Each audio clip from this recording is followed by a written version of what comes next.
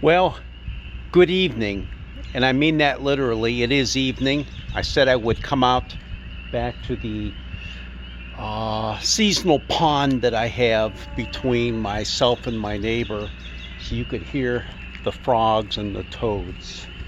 Take a good listen.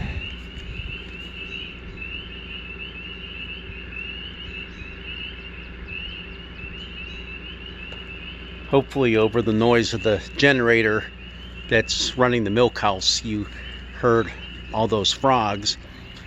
I wanted also just to walk to the front of my property and let you know what I just witnessed out in front of our area. In fact, you're not going to be able to see it on here, but because they're pretty distant. But in the far reaches in front of me, in that field back there, it's getting a little dark now, there are about a dozen turkeys. Beyond that is a deer that's staring them down. And as I was looking at them just a few moments ago, what did I see? A fox. A fox taking off right in front of them. I guess I show all this to you so that you would realize that there's so much more to life right now than being stuck at home in front of a television or in front of your computer screen. Now, have I spent a little more time doing those things? I can admit it. Yes, I have. But at the same time, I'm spending as much time outside that I can just to get rebooted, get re-energized. And it's something that we need to do intentionally. We need to take care of ourselves intentionally. We really don't do ourselves much good, and we don't do other people any good if we find ourselves feeling down and depressed and just generally out of sorts. It's time to get outside. It's evening right now, and way in the background there you can see the setting sun. There is so much beauty that surrounds us, even in the midst of the pandemic that has engulfed us all as a world. This is a beautiful world that God has created. It's a world in which we have an active part. There's my cat again. My cat jumps into every video that I do. And I'm going to keep swinging around this way, and you'll see my Pekin ducks that are getting ready to go back home for the night.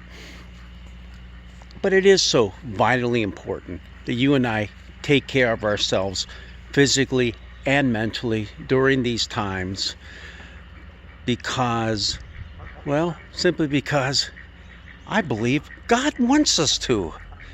So let's do it. Because in that way, you and I can do what I've been talking about several times already. We can be a blessing to others.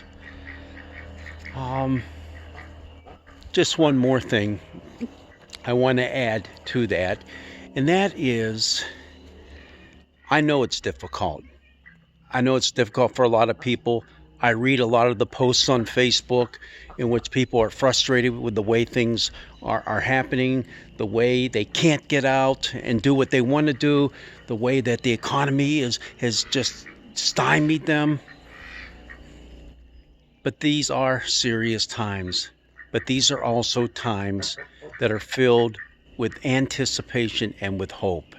We need to be the people of hope, bringing messages of well-being, messages of